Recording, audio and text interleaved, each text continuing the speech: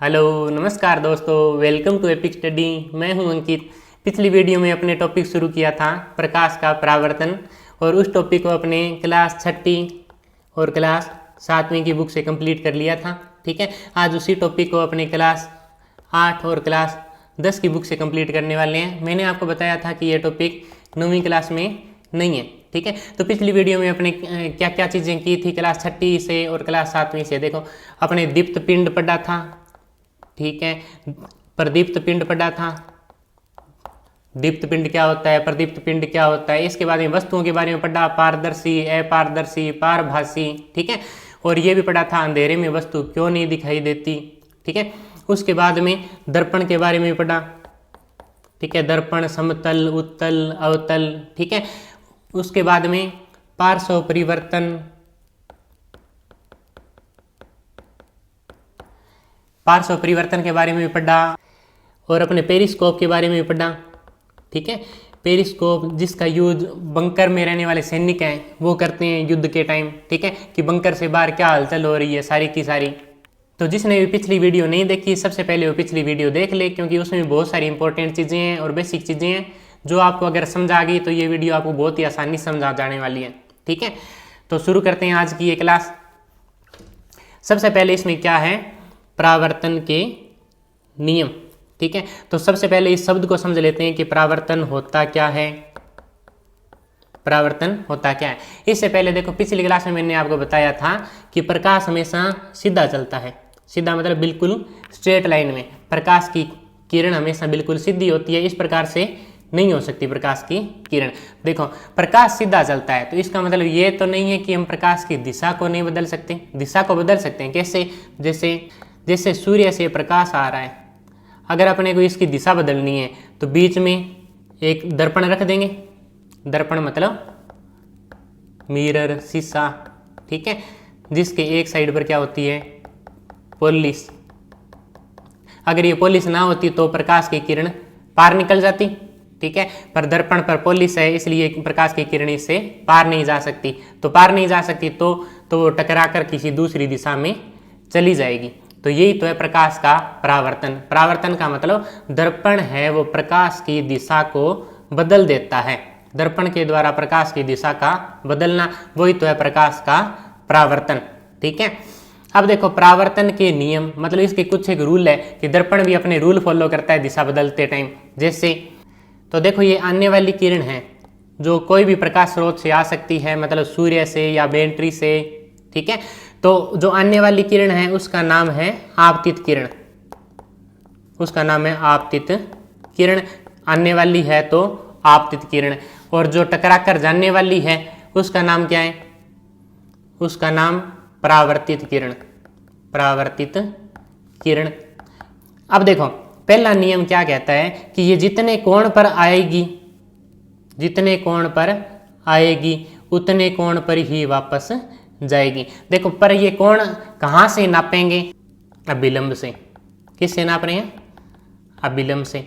अभिलंब का पता कैसे चलेगा, जैसे कोई भी दर्पण है, कोई भी दर्पण है उस पर प्लस बना दो। आप क्या बना दो, प्लस। तो जो प्लस बनाने वाली लाइन है वही क्या होगी, अभिलंब। मतलब ये नीचे वाला दर्पण है तो ये वाली लाइन होगी अभिलंब। मतलब अभिलंब हमेशा ही दर्पण के साथ 90 डिग्री का कोण बनाएगा।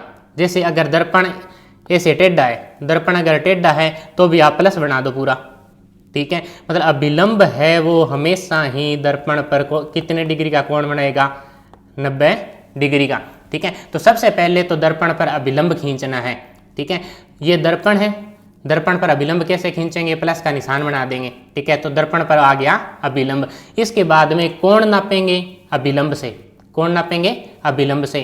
ठीक है, तो जितना कोण आने वाली किरण बनाएगी उतना ही कोण जाने वाली किरण बनाएगी। किसके साथ, अभिलंब के साथ। देखो, अब बात करते हैं जो पहला कोण बन रहा है। ठीक है, ये पहला कोण।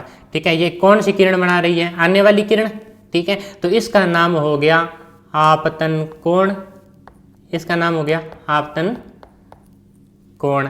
ठीक है, और जो टकरा कर बनने वाला कोण है, टकराने के बाद में, उसका नाम हो गया परावर्तन कोण। तो देखो, आपसे पूछ ले कि परावर्तन के कितने नियम हैं, तो 2 नियम है। ठीक है, पहला नियम क्या है कि जो आने वाला जितना कोण होता है, आने वाली किरण जो अभिलंब के साथ कोण बनाती है, परावर्तित होकर जाने वाली किरण भी अभिलंब के साथ उतना ही कोण बनाएगी। ठीक है, मतलब जितना कोण आने वाला होगा उतना ही कोण जाने वाला होगा। ये तो हो गया पहला नियम, मतलब आपतन कोण और परावर्तन कोण दोनों हमेशा एक बराबर होते हैं। देखो ये चित्र देखो, यहाँ पर इसने एक दर्पण लिया, दर्पण के बाद में एक कंघा लिया, पूरे के पूरे कंघे को किसी भी कागज या कोई कपड़े से ढक लिया। ठीक है, सिर्फ उसमें एक छिद्र बचा है। ठीक है, उसमें ये फ्लैश लाइट मार रहा है, इसमें से वो लाइट जाकर किससे टकरा रही है? दर्पण से। दर्पण पर पड़ने वाली जो किरण होती है उसका नाम क्या है? आपतित किरण, क्योंकि वो दर्पण पर आ रही है इसलिए उसका नाम क्या है? आपतित किरण। और जो टकरा कर जाती है उसका नाम परावर्तित किरण। टकरा कर जाती है उसका नाम क्या है? परावर्तित किरण। इसके बाद में मैंने आपको बताया था कि अभिलंब आप कैसे बनाओगे। जो भी दर्पण है, ठीक है, दर्पण पर प्लस का निशान बना लो। ठीक है, मतलब अभिलंब हमेशा दर्पण पर 90 डिग्री का कोण बनाता है। ये बना लिया आपने अभिलंब। अभिलंब के बाद में देखो पहला कोण आपतित किरण, ये आपतित किरण है, ये अभिलंब के साथ जितना कोण बनाएगी, मान लो 45 डिग्री बना रही है। ठीक है, तो जो जानने वाली किरण है वो भी अभिलंब के साथ कितना कोण बनाएगी? 45 डिग्री। अब समझ लेते हैं परावर्तन का दूसरा नियम। ठीक है, दूसरे नियम के अनुसार क्या है कि जो पहली किरण कौन सी है? आपतित किरण। आपतित किरण। दूसरी किरण कौन सी है? परावर्तित किरण। परावर्तित किरण। और जो प्लस का निशान बना रहा है वो कौन है? अभिलंब। अभिलंब। तीनों एक ही तल में, एक ही तल में होते हैं। कैसे? देखो समझो कि आपतित किरण, परावर्तित किरण और अभिलंब तीनों एक ही तल में होते हैं। देखो देखो यहाँ पर देख सकते हैं कि जो आपतित किरण है, आने वाली किरण है, वो पूरी की पूरी मेज को टच कर रही है। ठीक है, और जो परावर्तित किरण है, जो जाने वाली किरण है, वो भी पूरी की पूरी मेज को टच कर रही है। ठीक है, मतलब आपतित किरण है वो भी पूरी समतल पर है और जो परावर्तित किरण है वो भी समतल पर है। क्यों? क्योंकि मेज समतल है। और जो अभिलंब है वो इन दोनों के बीच में। तो देखो आपतित किरण है वो भी मेज के प्रत्येक बिंदु को टच कर रही है। परावर्तित किरण है, जानने वाली किरण है, वो भी मेज को टच कर रही है। अभिलंब है वो भी मेज को टच कर रहा है। मतलब आपतित किरण, परावर्तित किरण और अभिलंब तीनों ही समतल में है।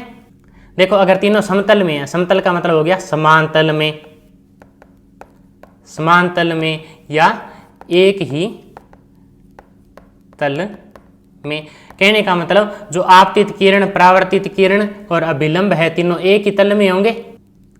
देखो दोनों नियम ये बहुत ही सिंपल है, एक बार फिर से देख लेते हैं। तो देखो पहला नियम है वो तो अपना कोण पर है, मतलब ये दोनों कोण बराबर होंगे। ये तो पहला नियम है, बहुत सिंपल है कि कोण आई और कोण आर दोनों बराबर होंगे। पहला नियम हो गया। दूसरा नियम क्या कहता है कि जो पहली किरण है आपतित किरण, दूसरी किरण है मतलब परावर्तित किरण, ये बीच वाला अभिलंब है, तीनों एक ही तल में होते हैं। ये दूसरा नियम है।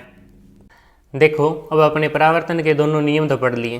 ठीक है, अब पढ़ने परावर्तन के दोनों प्रकार कि परावर्तन कितने प्रकार के होते हैं। ठीक है, तो परावर्तन 2 प्रकार का है। पहला है नियमित और दूसरा है विसरित। ठीक है, तो नियमित परावर्तन क्या होता है और विसरित परावर्तन क्या होता है, इसे देख लेते हैं। देखो नियमित परावर्तन तो आपने कभी न कभी किया होगा। ठीक है, कैसे? जैसे आपके मन में आया होगा कि प्रकाश है, सूरज का जो प्रकाश है उसको किसी अंधेरे कमरे में पहुंचा दें। ठीक है, ये सूरज का प्रकाश है, इस दिशा में आ रहा है मान लो। ठीक है, आपके दिमाग में आया कि इसे किसी अंधेरे कमरे में पहुंचा दें, जैसे ये कमरा है। ठीक है, तो आपने क्या किया? तो आपने सबसे पहले उस प्रकाश को एक दर्पण पर टकराया। ठीक है, और दर्पण से वो परावर्तित होकर अंदर चला गया। ठीक है, और अंदर भी जो आपका दर्पण है उसके आकार का एक प्रतिबिंब बन गया। ये था नियमित परावर्तन,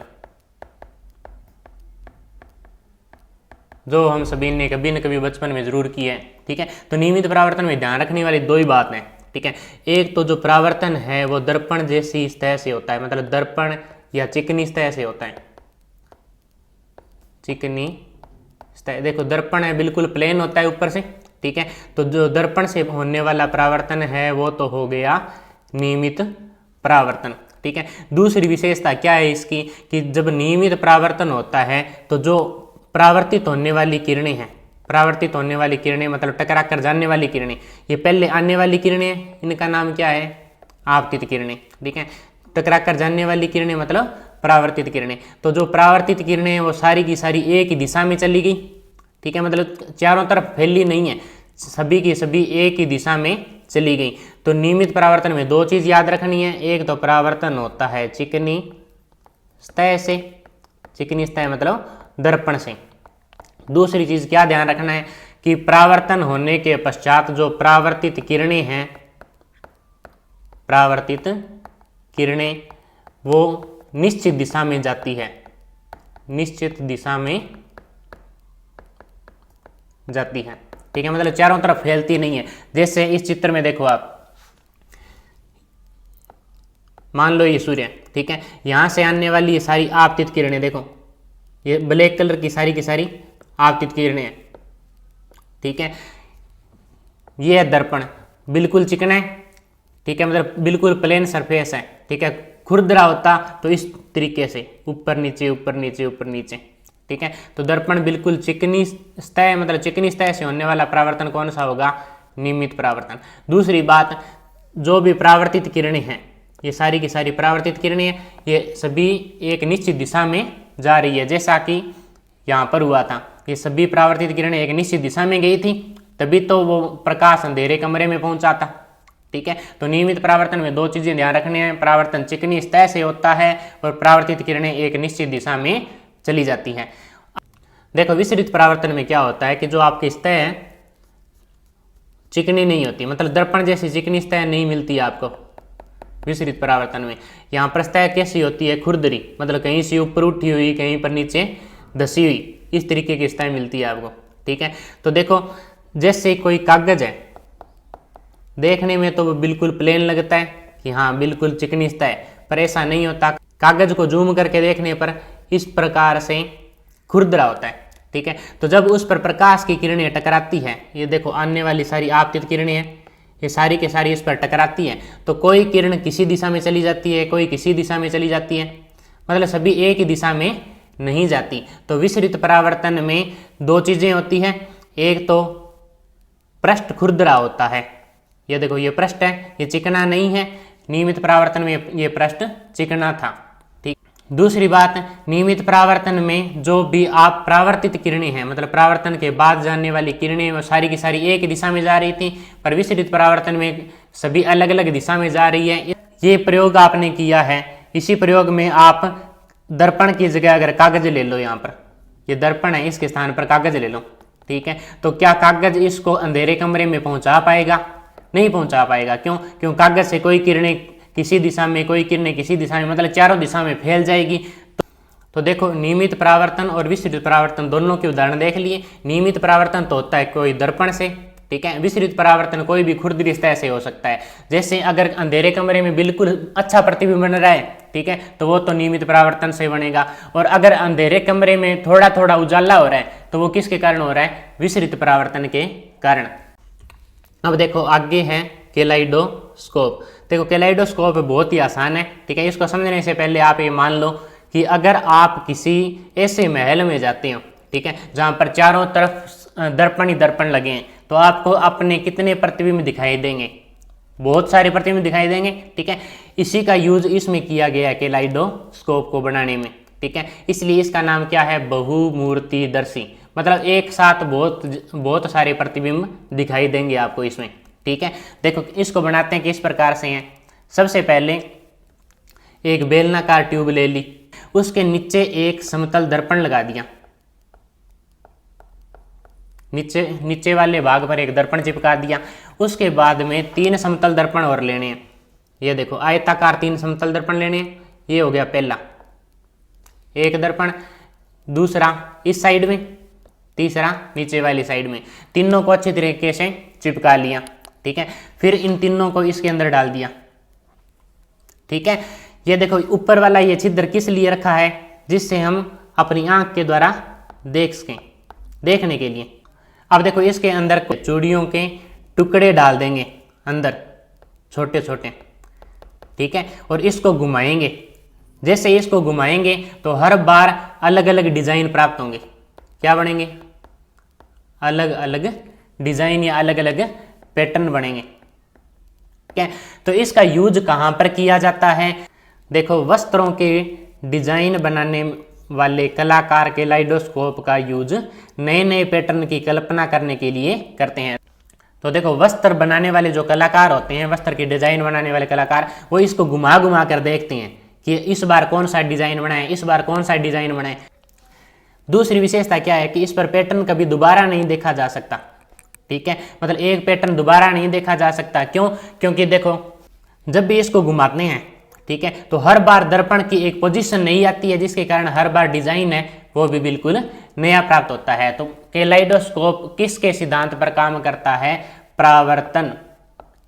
ठीक है, जहां पर भी दर्पण आ जाए, दर्पण, तो क्या करेगा? प्रकाश का परावर्तन। तो कैलाइडोस्कोप में भी दर्पण लगे हैं, तो कैलाइडोस्कोप भी प्रकाश के परावर्तन के सिद्धांत पर काम करता है। देखो पिछली बार परिदर्शी का पूछा था कि पेरिस्कोप किस सिद्धांत पर काम करता है, तो परिदर्शी भी प्रकाश के परावर्तन पर काम करता है। तो इस बार हो सके कैलाइडोस्कोप का पूछ ले कि कैलाइडोस्कोप किसके आधार पर काम करता है? प्रकाश के परावर्तन पर। और कैलाइडोस्कोप का यूज क्या होता है? वस्त्रों के अलग अलग डिजाइन बनाने में। कैलाइडोस्कोप की दूसरी विशेषता क्या है कि कैलाइडोस्कोप के अंदर पैटर्न कभी रिपीट नहीं होते, मतलब हर बार अलग अलग डिजाइन अपने को मिलते हैं। तो अपने क्लास 6, 7 और 8 से परावर्तन को कंप्लीट कर लिया है। ठीक है, अब 10वीं क्लास से परावर्तन वाला लेसन है वो कंप्लीट करेंगे। देखो अब इस लेसन को 10th क्लास से भी देख लेते हैं। इसमें भी सबसे पहले क्या है? प्रकाश का परावर्तन और परावर्तन के नियम। परावर्तन के दोनों नियम अपने 8वीं क्लास के जो लेसन है उससे देख लिए थे, तो उनको दोबारा नहीं करेंगे, जिससे कि आपका टाइम ज़्यादा खराब ना हो। तो आगे चलते हैं। देखो ऐसे दर्पण जिनका परावर्तक पृष्ठ गोलीय होता है वो गोलीय दर्पण कहलाते हैं। अपने पढ़ा था, देखो दर्पण है, दर्पण कैसे बना सकते हैं? सबसे पहले कोई भी कांच है, कांच के एक भाग पर पॉलिश कर दी, ठीक है, सिंपल कांच है, कांच के अगर एक भाग पर पॉलिश कर दी, एक भाग पर पॉलिश कर दी तो वो क्या बन जाएगा? दर्पण बन जाएगा। ठीक है, अब दर्पण है आगे दो प्रकार के होते हैं। पहला समतल, मतलब बिल्कुल प्लेन, जो अपने घरों में यूज करते हैं वो सारे के सारे कौन से दर्पण होते हैं? समतल दर्पण। और दूसरे दर्पण कौन से होते हैं? गोलीय दर्पण। गोलीय दर्पण में भी एक भाग पर पॉलिश होती है और समतल दर्पण में भी एक भाग पर पॉलिश होती है। ठीक है, गोलीय दर्पण। अब देखो गोलीय दर्पण है वो आगे दो प्रकार के हैं। पहला उत्तल और दूसरा अवतल। ये सारी की सारी बातें आपको पहले बता दी। देखो उत्तल और अवतल में इसमें क्या फर्क था? उत्तल जहां पर प्रकाश किरण ऊपर उठे हुए भाग पर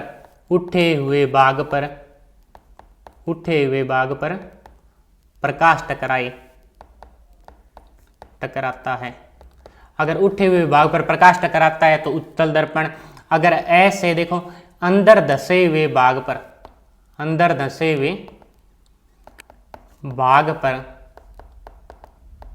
प्रकाश टकराता है तो वो कौन सा दर्पण हो जाएगा? अवतल दर्पण। याद क्या रखना है कि दर्पण में एक भाग पर तो पॉलिश होती है, अगर ऊपर उठे हुए भाग पर प्रकाश टकराता है तो उत्तल दर्पण, अगर अंदर धसे हुए भाग पर प्रकाश टकराता है तो अवतल दर्पण। सिर्फ प्रकाश टकराने वाले भाग को देखना है। जैसे अगर एक दर्पण बना दिया, ठीक है, एक भाग पर पॉलिश कर दी, अब देखो प्रकाश ऊपर उठे हुए भाग पर टकरा रहा है या अंदर धसे हुए भाग पर टकरा रहा है? ठीक है, ऊपर उठा हुआ भाग कौन सा है? जिस पर अब हमने पॉलिश कर दी वो देखो ऊपर उठा हुआ है। अंदर धसा हुआ भाग कौन सा है? जिस पर प्रकाश टकरा रहा है। देखो इस दर्पण में अंदर धसे हुए भाग पर प्रकाश की किरणें टकरा रही है, इसलिए इसका नाम हो गया अवतल। अंदर धसे हुए भाग पर प्रकाश टकरा रहा है इसलिए इसका नाम हो गया अवतल दर्पण। अगर इसका उल्टा देखें, अगर ऊपर उठे हुए भाग पर प्रकाश टकराता है, ये देखो ये ऊपर उठा हुआ भाग है, इस पर अगर प्रकाश टकराता है, ठीक है, अगर ऊपर उठे हुए भाग पर प्रकाश टकराता है तो दर्पण कौन सा होगा? उत्तल दर्पण। इसके बाद में गोलीय दर्पणों के परावर्तक पृष्ठ के केंद्र को दर्पण का ध्रुव कहते हैं। देखो ध्रुव का मतलब हो गया जो भी अपना गोलीय दर्पण है उसका जो सेंटर है, केंद्र है, उसे ही दर्पण का ध्रुव कहते हैं, ध्रुव या पोल। देखो ये हो गया अवतल दर्पण का ध्रुव। अगर उत्तल दर्पण का ध्रुव बनाना है तो वो भी सिंपल है कि जो भी दर्पण है उसका केंद्र ढूंढ लो, वही क्या होगा, उसका ध्रुव। उत्तल दर्पण का और अवतल दर्पण का ध्रुव क्या होता है कि जो भी दर्पण का केंद्र बिंदु होता है, परावर्तक पृष्ठ का केंद्र बिंदु है, वो ही दर्पण का ध्रुव होता है। देखो अब कौन कौन सी परिभाषा है, वक्रता केंद्र, वक्रता त्रिज्या और मुख्य अक्ष। देखो इन सभी को समझने के लिए एक चित्र से समझते हैं। मान लो आपके पास एक खोखली फुटबॉल है कांच की, ठीक है, कांच की एक खोखली फुटबॉल है, उसको एक साइड से आप काट दो, एक साइड से काट दो, तो जो भाग बचा है आपका, जो भाग बचा हुआ है वो सारा का सारा क्या बन जाएगा, आपका गोलीय दर्पण। ये बन गया गोलीय दर्पण। इसके एक साइड पर हमने पॉलिश कर दी तो ये क्या बन गया, गोलीय दर्पण। कौन सा दर्पण बना है, देखो अंदर वाले भाग पर किरण टकराएगी तो कौन सा दर्पण बना है, अवतल दर्पण बन गया, अवतल दर्पण। देखो ये दर्पण बन गया। इसके बाद में दर्पण का जो केंद्र है उसे क्या कहेंगे, दर्पण का ध्रुव। अगली परिभाषा देखो क्या है कि जो अपना खोखला गोला था, मतलब पूरी की पूरी कांच की फुटबॉल थी, उसके केंद्र को क्या कहेंगे, वक्रता केंद्र, वक्रता केंद्र। उसके केंद्र को क्या कहेंगे, वक्रता केंद्र। और उसकी त्रिज्या को क्या कहेंगे, वक्रता त्रिज्या। तो देखो अपने 3 परिभाषा याद होगी। पहला, जो गोलीय दर्पण है, गोलीय दर्पण है उसका केंद्र कहलाता है ध्रुव, गोलीय दर्पण का केंद्र कहलाता है दर्पण का ध्रुव। इसके बाद में गोलीय दर्पण जिस खोखले गोले का भाग है, मतलब गोलीय दर्पण किसी एक खोखले गोले का पार्ट है, ठीक है, उस बड़े गोले के केंद्र को कहते हैं वक्रता केंद्र, और उस बड़े गोले की त्रिज्या को कहते हैं वक्रता त्रिज्या। अब देखो मुख्य अक्ष, मुख्य अक्ष क्या है, जो ये बिंदु C है, P है, इनको मिलाने वाली जो रेखा है उस रेखा को कहते हैं मुख्य अक्ष। देखो इस लेसन से सारी इंपॉर्टेंट परिभाषाएं कवर कर ली है हमने, ठीक है। अब अपना रहता है कि उत्तल दर्पण और अवतल दर्पण से प्रतिबिंब निर्माण कैसे करते हैं, ठीक है। तो अगली क्लास में प्रतिबिंब निर्माण को सीखेंगे, ठीक है, प्रतिबिंब निर्माण। और प्रतिबिंब बनाते समय आपको फोकस बिंदु, फोकस दूरी और द्वारक के बारे में सब कुछ बता दूंगा। तो मिलते हैं अगली वीडियो में।